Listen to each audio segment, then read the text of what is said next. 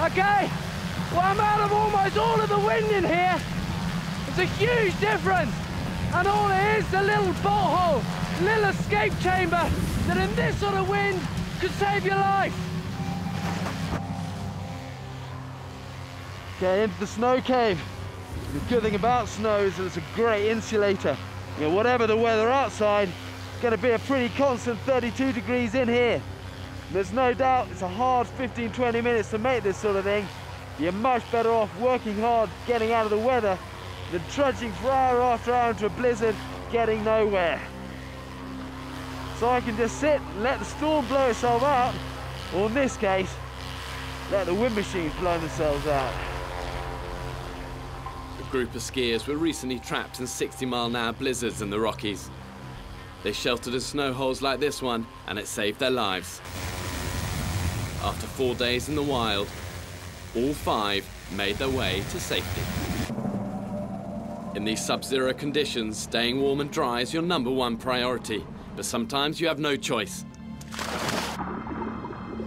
In my next challenge, I take the plunge into a freezing ice-covered lake to show you how to survive these chilling waters.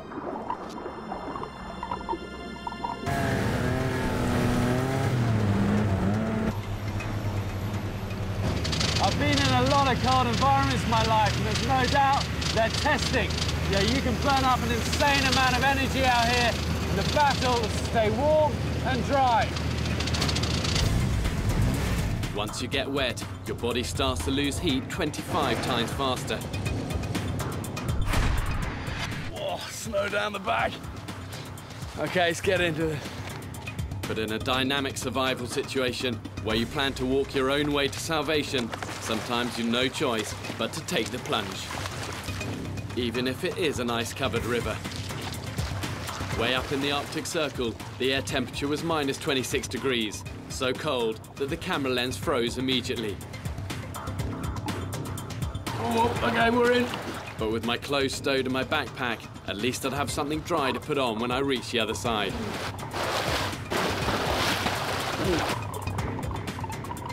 Okay, it's over the deep end. Let's get ashore.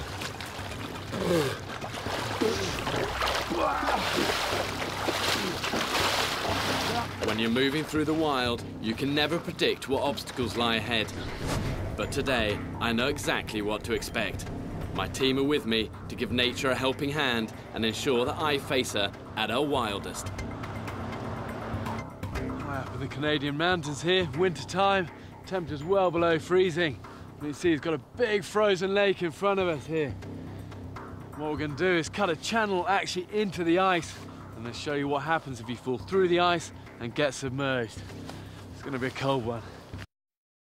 That was cold. That's it, I'm done with ice swims.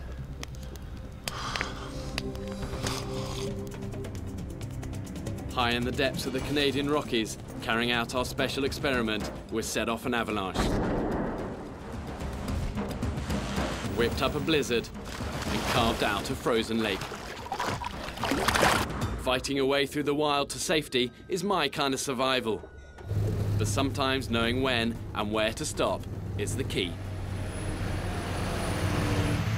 All the environments, it's the cold, where a good shelter can make the difference between life and death. Keep you warm, keep you dry, and that's what you need to make it through very cold nights.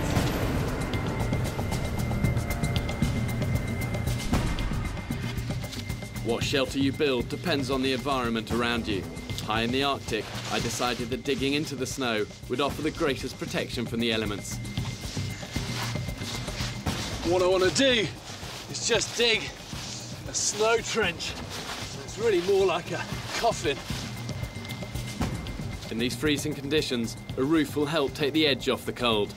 Branches covered with a thick layer of snow will do just the job. But the last thing I need, you see this? It's like a gutter where all the cold air in the shelter will run down here. It actually makes a massive difference. Okay.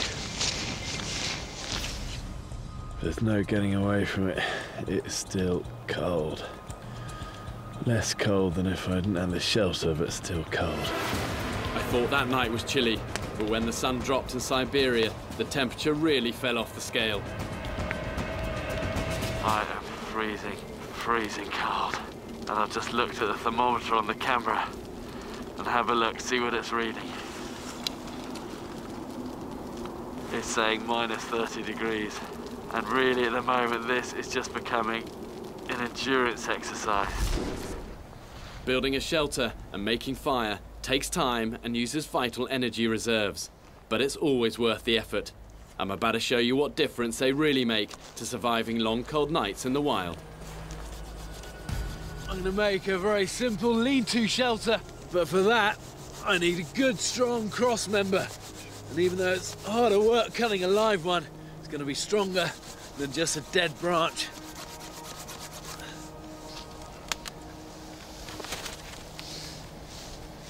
It's worth me taking all of this back to camp, and then I cut it to size on back there.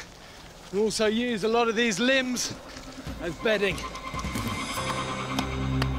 First job is to strip off all the branches, then tie the trunk between two sturdy trees. I want to get this cross member up nice and high, so I want the heat from the fire to come up, be caught, and circulate through my shelter.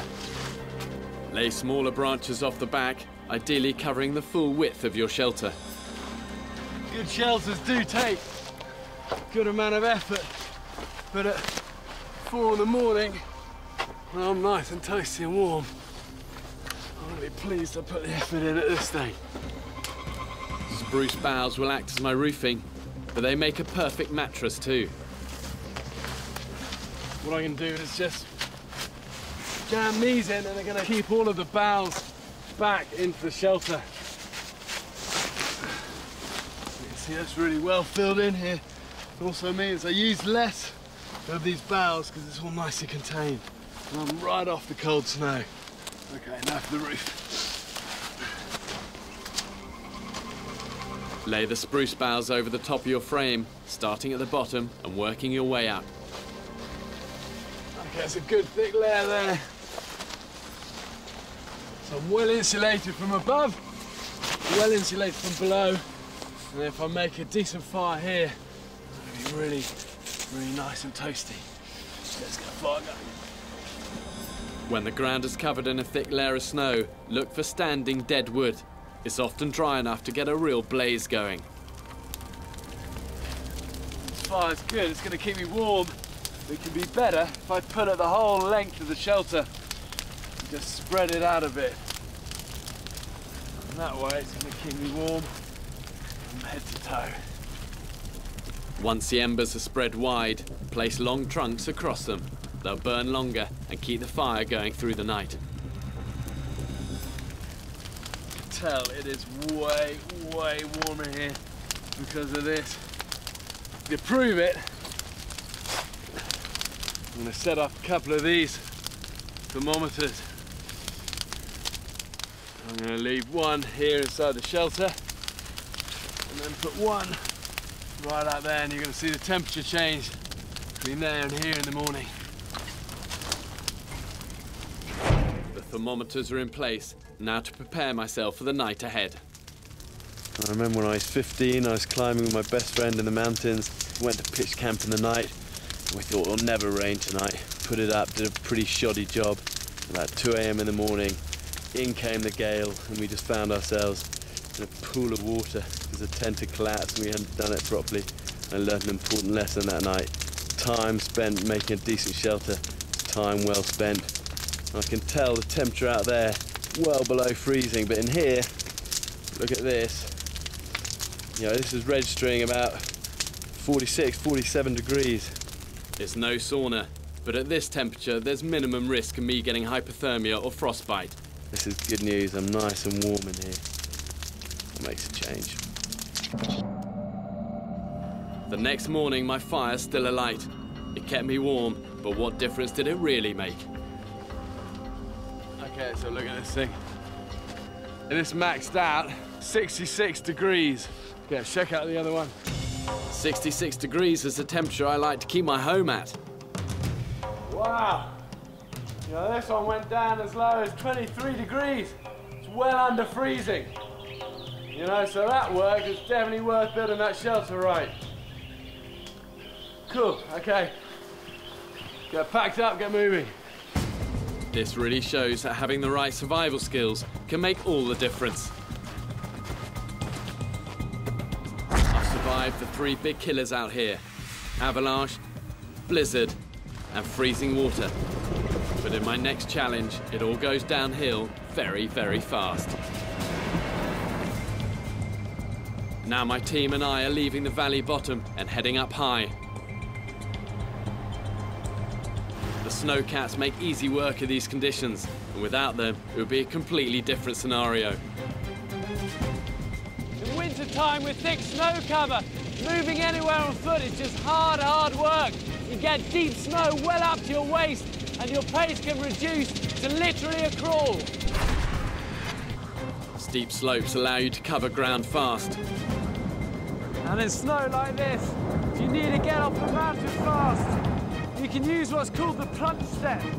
And all you do, take nice long strides, swing your legs out, and sink down on your heel. And it's a very efficient way of moving. And what happens, the momentum begins to take over. And the faster you get, the more fun it is. But terrain like this can be a death trap. One slip and you'll be heading downhill fast. Hit rocks at speed, and at best you'll have broken bones. At worst, you're dead. You've got to learn to be able to stop yourself. In the Yukon, I used a drogue chute from my skydiving rig to slow my slide. It's actually quite slippy here, but I reckon I'll be able to slide and glissade this bit. And this is something I've never done before. There's no reason why it shouldn't work. Works on the space shuttle. And let's try it. Okay, here goes.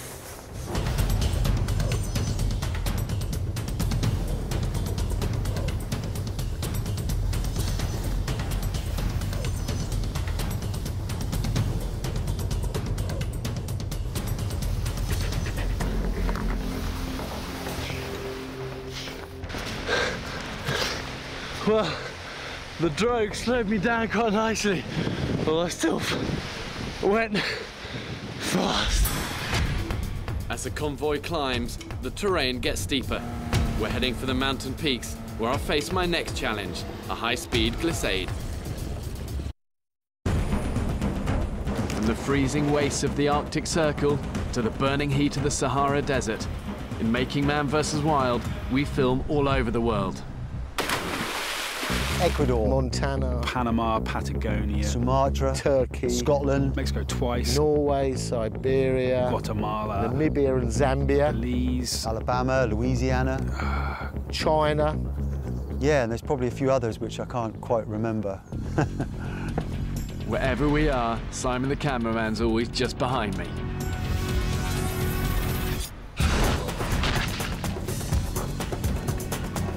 Bear in all these environments, he will move fast. Bang, bang, bang, bang. Whatever bear does, you have to be there. Lots of cuts, lots of bruises. You have to just steam in. You have to just commit to it and go for it. I guess it is dangerous, but a lot of the time, you know, you just don't get a chance to think about that because you're just doing the shot. You're just doing what you need to do.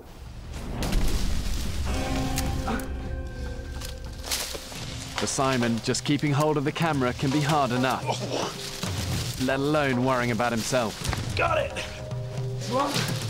With the tree swing in Texas, the bear throws the rope back to me. 1, 2, 3.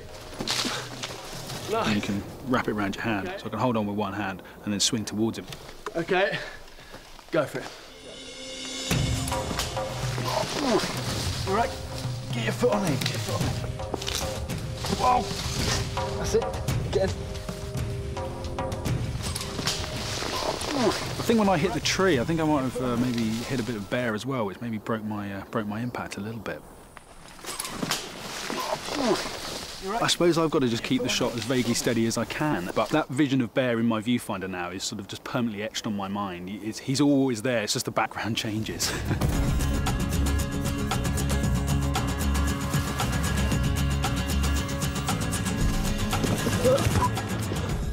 You're right. Fire, ice, water, desert, forest. we've been through it all. Keeping up with me takes a crew a long way out of their comfort zone.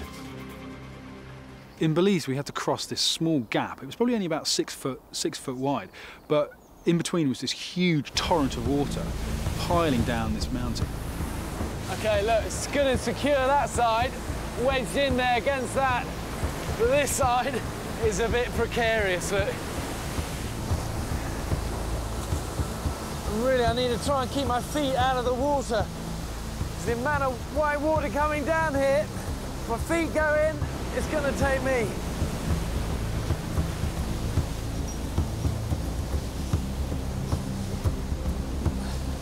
Okay, it's me across. Let's go you. I tentatively went across there, looking down, and you see this huge boiling mass.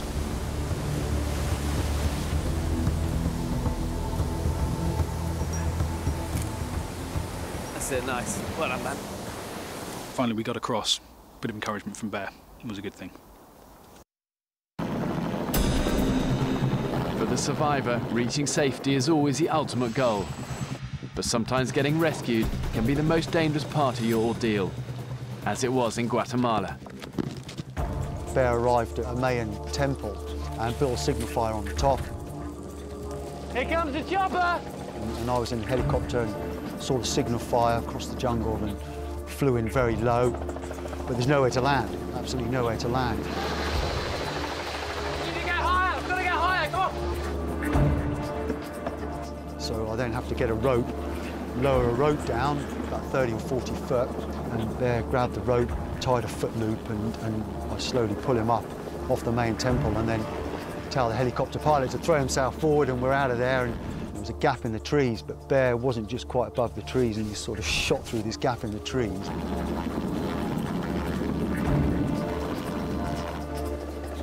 Quite close, but it was all good, and it was just a great end to the journey. However you're picked up, it's always a great feeling. But rescue can come in many forms, some more welcome than others. Stop. Me and the crew are in a narrow tunnel, and there's a train coming. We need to move, come on, go. We're in the tunnel, we're running away from this thing. It's entered the tunnel, and it's just the blackness and this light, and then the sound of the horn. Very disorientating and very, very intimidating. Keep up with me! Run! We're running, and I'm behind Bear, running. I trip and land on the tracks. Get up! And it does occur to me, thinking this thing could not stop. And Bear turns around, and literally in a heartbeat, he's grabbed me, throws me in front of him, and we're running out. And the camera's now pointing back. Run! Listen, keep going! Heart is going crazy, and we're running and legging it out of this tunnel. We get to the end of the tunnel, dive out. So immediately we've hit the dirt. Bear's up on his heels again, and he's running. We can make it! Going to board this train. And we both climb onto the train, and then he does the classic sort of Wild West thing where he's jumping between carriages to carriages. And finally he runs on the flatbed cars and gets up to the train, and you see this beautiful Montana vista in front of you. So it was a really successful pickup, a really dramatic ending to a great show. The end of the journey or the trip is always a highlight. Everyone takes a deep breath and thinks, that was good, and there's always something great to reflect on. When we come to the end of the shoot and Bear gets on that plane, helicopter or train, it's such a good feeling. We know it's a wrap and we know we're going home. Nice feeling. It's been a privilege. It's been a fantastic journey. It's a really exciting job to do.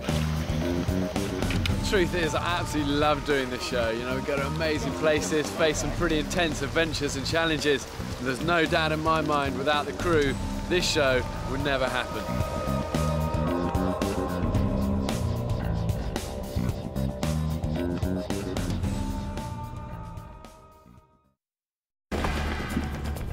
Going down off that mountain, it's kind of a horrific experience. It's one false move of that rock, that could be it.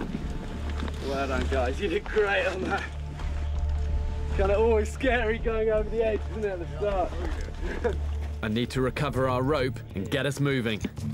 But first, the big survival priority, water. Yeah, dehydration really creeps up on you in the mountains. You don't feel thirsty, but you get through so much fluids here. Combination of altitude, dry air, adrenaline, and working hard. You're going to dehydrate, so get your bottles out, dig into the snow a bit, get under all of this crust, and then just fill it up. Eating snow is not a good way to rehydrate. It can cause blisters in your mouth. Yeah. Instead, we'll stash your bottles away for later. And by the time you reach the bottom, you'll have water. In the mountains, you've got to drink before you're thirsty. If you're thirsty, you're already dehydrated. While the adrenaline's still pumping around the body, I need to get the guys moving. Keep going. The only way's down. We're now descending 1,000 feet through an almost vertical snow gully. I'm from Shakopee, Minnesota. You know, my life revolves around training consultants. Okay, keep looking around you, you're choosing the route. At this altitude, limited oxygen makes exercise difficult. It's hard work. The legs and the heart and the head, the hands. I'm surprised I'm so tired. I thought I was in great shape, and I'm not.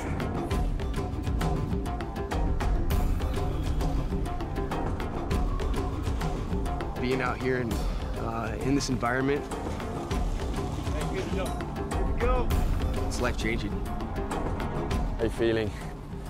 Like I want to die. Like I am dying in a slow, painful death. No, you're doing good. Really doing good, you know? Yeah. Whole new environment.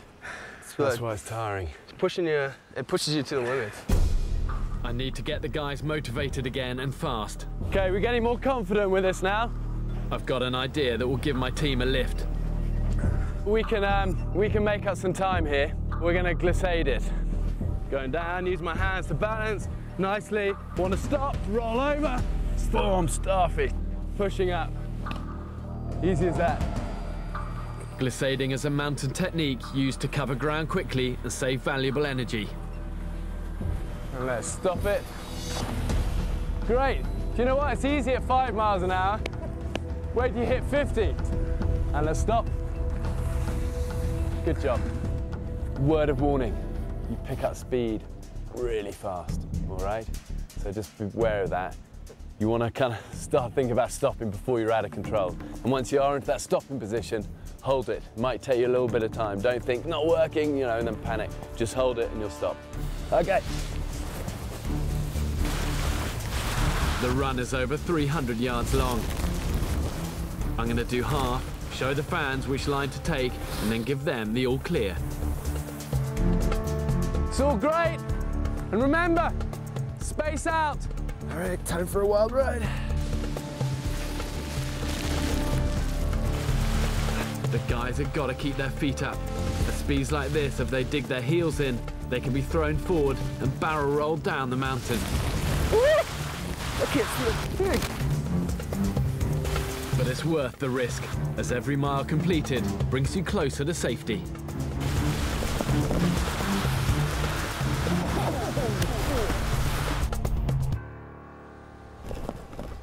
Wow, that's a lot of snow up the back. I think I'm a pretty confident skier, but that thing's steep. I can't believe I just did that on my bottom. It was a wild ride. The guys are down safely, but they're exhausted. But I got an idea that will get us out of here quickly.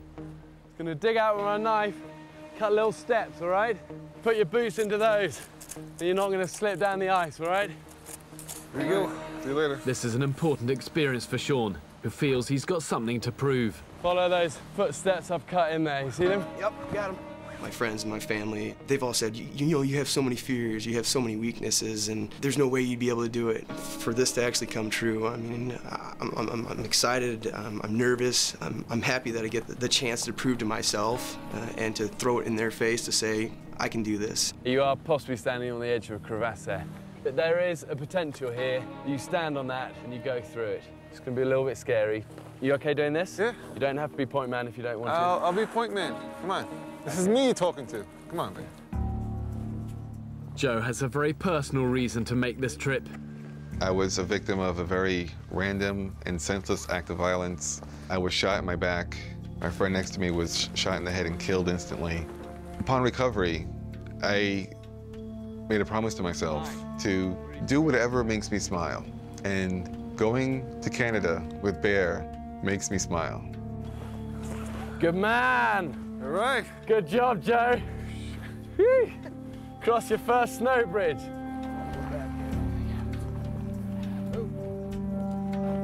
It's amazing to think he does this for a living. With a crevasse accomplished, we need to rehydrate. At this altitude, the body needs over 1 litre of water an hour, similar to the desert. That's good. Look, you see how the snow's melted in there. Yeah. Have a drink, stow them, and we get onto this moraine and try and find somewhere to make camp before it gets dark. As the glacier carves through this valley, it gouges out millions of tons of rock. This moraine gives us easy access to the tree line. Get up over the ridge. We're at 7,000 feet and surrounded by imposing glaciers. With only 3 hours left of daylight, we need to think about shelter and food. We're up off the valley floor. All the cold air at night is going to sink down there, so it actually should be a bit warmer up here. All right, so anywhere along here is going to be good. What about some food? Hang on, look. See under the boulder, those little green clusters? Yeah. I think those are little ferns. If you want food, you can eat those. Come on, then. I have an appetite for some ferns. After a day of full-on exercise, one form of energy our bodies will be looking for is carbohydrates. Yeah, look, fiddlehead ferns. See what I mean? Kind of look like the head of a fiddle. And those are going to be good carbohydrates. Eat those. But first, we'll have to boil them up. Eating more of these will prevent our bodies using precious fat and muscle reserves. With our pockets full, it's time to crack on and find shelter for the night. That's bear poo. Is that bear? This time of year, the warmer weather brings bears and cougars higher into the mountains. Look, you can see all the hair, what it's been feeding off. But, you know, it's a good amount of it. Probably a grizzly. Is it fresh? But we are, you know, we're in the tree line here, so they're going to be bears. Let's keep going. In the last 20 years, 300 people have been killed by large predators in British Columbia. More bear poo. Do you know what? That doesn't make it a bad place to camp. Makes it a scary place to camp. We're in the bears' neighborhood now. Bears aren't territorial. This is purely a sign that they've passed through. I'll go for this. You happy? Happy. Okay, first thing we want to do is clear this, and then we need to find some long thing, these sort of things. I'll do for one, get a longer one and run that to there, and then we'll just cover that. All this timber is avalanche debris. With failing daylight, we don't have to waste time cutting trees. But Joe's got other things on his mind. I'm on a constant bear lookout now. The thing is, bears, you know, they're not that territorial really, and more than likely just going to be moving through, passing on down the valley. You know, and these guys are tired, so am I. And, you know, we're kind of running out of light. But that doesn't instill you with confidence. Do you know what? It's so much easier with 3 people. I can't imagine being out here by yourself. Parts of it are magical. Parts of it though, and you're tired. And you just want to, you know, make camp fast and rest. If the devil had a boot camp, this is what it would be like. This is evil. Put on top of it. I haven't worked this hard since ever. This is bedding. Yeah. Spruce branches on top of the avalanche debris are ideal for both roofing and bedding. 1 layer underneath, worth 2 on top, okay? That's where we're going to lose most of our heat. For us at 3 in the morning, when you're cold, you'd be grateful for every inch of bedding under you. I am beat. Exhausted. It's now looking like a shelter. I've got something that's definitely going to lift your spirits. I don't want the guys to have to kill for their dinner, so I've brought it with me. Nice. And That's nice. is going to be supper. The First Nation people hunted mountain hares for food and use their pelts for clothing. I'm allergic to bunnies. You're allergic to bunnies. Great. Well, that's one each for us, Sean. But the guys are not going to get off that easily. They'll have to work for their dinner. Here, look, come and check this out, Joe. What's the guy playing now? Look, see all of this? Pine resin. Pine resin is nature's firelighter, which will explain why over 4 million acres of forest are destroyed by fire in Canada each year. That'll take a spark with the tinder. Okay, look, we're gonna make the fire in here. Got loads of kindling here. Really nice crackles. The guy can do it all. I mean, he knows how to navigate by moonlight. He can rub his feet together and make a fire. When you're around greatness like that, it's bound to rub off. What'd you do? Over to you. You're good to go. Yes. All right. You got the match? I got a lighter over. Is he gone? Yeah. All right. So we've got the materials, but can Sean release some magic? Need some resin? Here's some resin. Got plenty of resin. Resin acts like touch paper, but for Sean it's hard work lighting his fire. I'm having difficulties here. Not Bear Grylls. I guess we gotta eat them raw. But it's all about perseverance. Oh, he got it going. It's burning. Can't wait for that rabbit. Guys, how was that, getting that going? I feel like a man in the wild. You are a man in the wild. We've all been looking forward to this, so well done. Now Joe has to gut the hares. Incision. This is a big deal for Joe. Right there. Yeah. Meat is usually presented to us in shiny packaging and under electric lights in stores.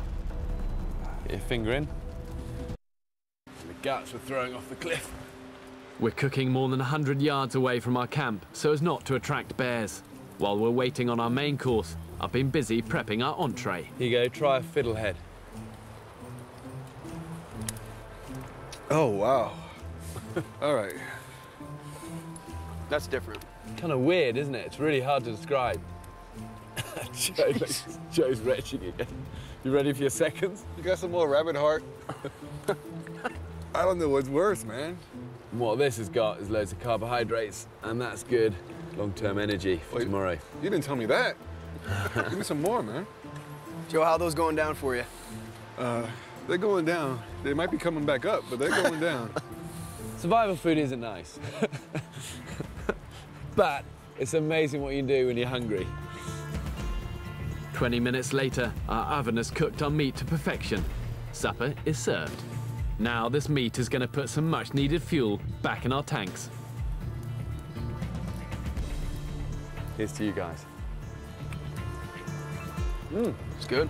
It's actually pretty good. But, you know, I know it can be a bit gruesome getting stuck into the guts of a hare and stuff and cooking and then eating it just like that. But what you got to remember, it's doing this sort of thing that allows us to survive out here and be able to live and enjoy this sort of place. Man, it felt historic. Like I have to. I had to do it. If I want to eat, like, that's what I have to do. You know, there's no chef here. I don't see, you know, Martha Stewart cooking. This is us. It's just us. We're gonna survive. We gotta eat. You gotta do what you gotta do. We've had our food, but there's one last thing left to do. An early warning system that will alert us to any predators coming into the camp. Okay, we're just going to put the rope all the way around our camp. Most attacks on humans are as a result of bears coming into a campground, looking for leftover food. Okay, hold the end of that. Recently, 2 brothers were attacked whilst camping not far from here. One awoke to find a 300-pound black bear dragging his brother into the bushes. But fighting back, they managed to escape. Okay, then we just pile up lots of little rocks on top of that. This will give us valuable seconds before unwanted visitors reach our shelter. So, if anything comes along, triggers this, we're gonna hear it, okay? It's 10 p.m, and this far north in British Columbia, it's not even started to get dark yet. Do you know, this is always my favourite time. You know, we've done everything we need to do, worked hard during the day, we've got a shelter, we've eaten, got fire, and it's just time to chill, enjoy the last of the light, say your prayers for no rain, try and get dry, and get ready for the night. As night falls, so does the temperature, to a freezing 20 degrees Fahrenheit. We're all pretty beat. You know, it's been a crazy day. But for me, it's quite nice having somebody else to share my shelter with. Day's been exhausting. I probably did more in the first 3 hours of my day than most people will do, you know, in a year. Well, it's 3:15 in the morning and we're all up. Because it is what? It's freezing. It's cold. Freezing, freezing. I'm yet to sleep. I've not fallen asleep yet. That's better. Feel our fingers again. Well, it's now about 4. Got the fire going properly again. Gonna try and sleep like this for a few hours. That's what the mountains do to you. Brilliant. It's dawn, and we're finally beginning to thaw out around the fire. Definitely need warming up after last night. Frigid. Wet, and it was cold. But the spruce tea will do the job. And there's going to be 20 times more vitamin C in that than you're going to get from an orange. It literally tastes like I have a car freshener in my mouth right now. It's that bad. If the guys don't rate the OJ, I'm pretty sure they won't think much of the rest of our breakfast. We're going to forage under rocks and see what grubs and worms we can find. Once we got out of the air conditioning duct, the next stage of this was to go down the lift shaft. It's an elevator. Steady, steady, steady. There's definitely no lift on this floor. You can see that the lift from the top. You can see that it is between floors. Yeah, there must be at least 7 floors down there. Need to work out some way of getting down here. Problem is that it's just Grease City on there. It's gonna be so slippy. An old piece of fire hose would help protect my hands and provide much needed grip on the greasy cable. Jeepers.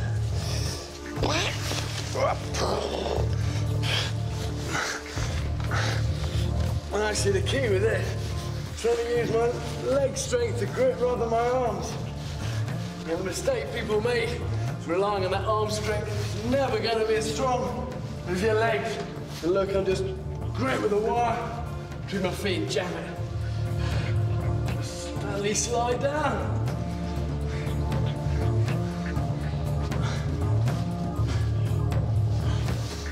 What a great environment to film in. It's brilliant.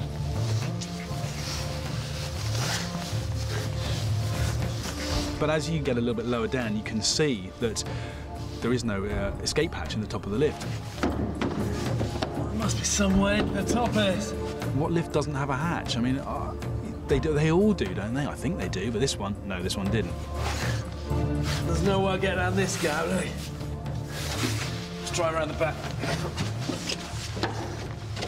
It's much wider down the back, look.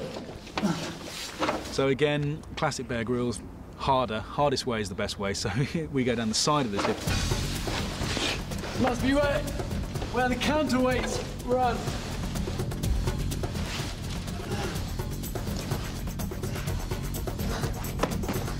Oh, get under this. Come down, come down.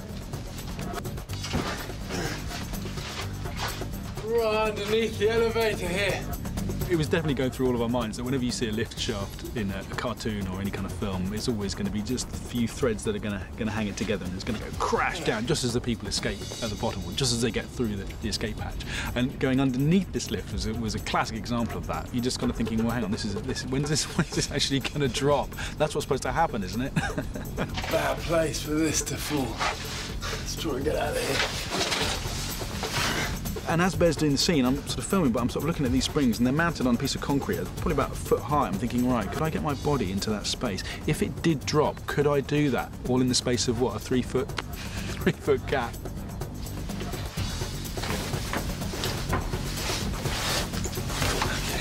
Good job.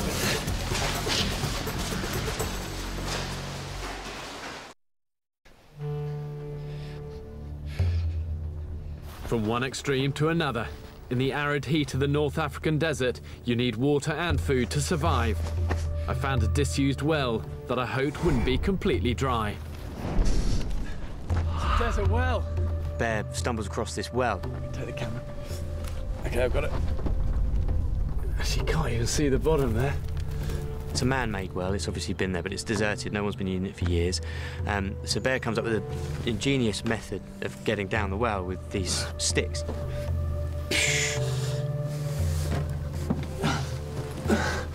Got my legs shaking. Okay. And then works his way down the well. Perfect bear cam moment. We don't want to be standing on sticks with him with a 30-foot drop below.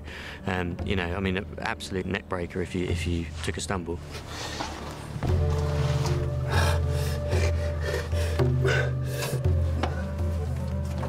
Gets to about 10-15 foot off the bottom.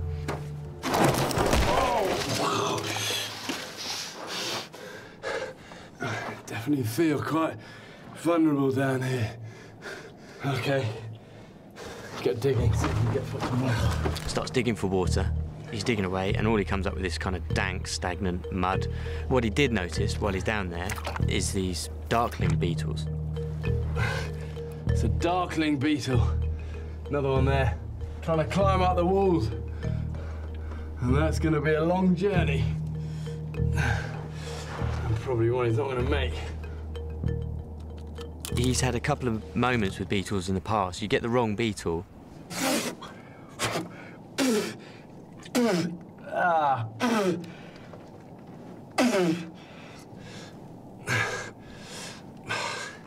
Do you know what? There's no point trying to get a load of these down me and ending up throwing up. It's just going to dehydrate me more. He's had his feed, he's had his lunch, and starts making his way back up to the top of the well.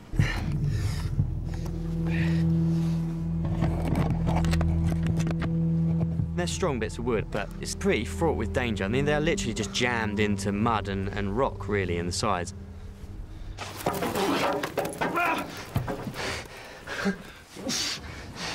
Bad, bad, bad.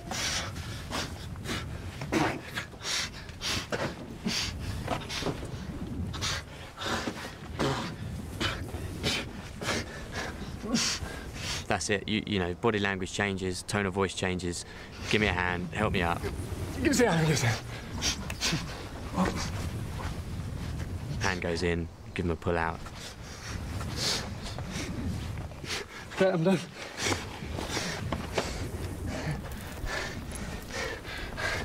Closer than I like.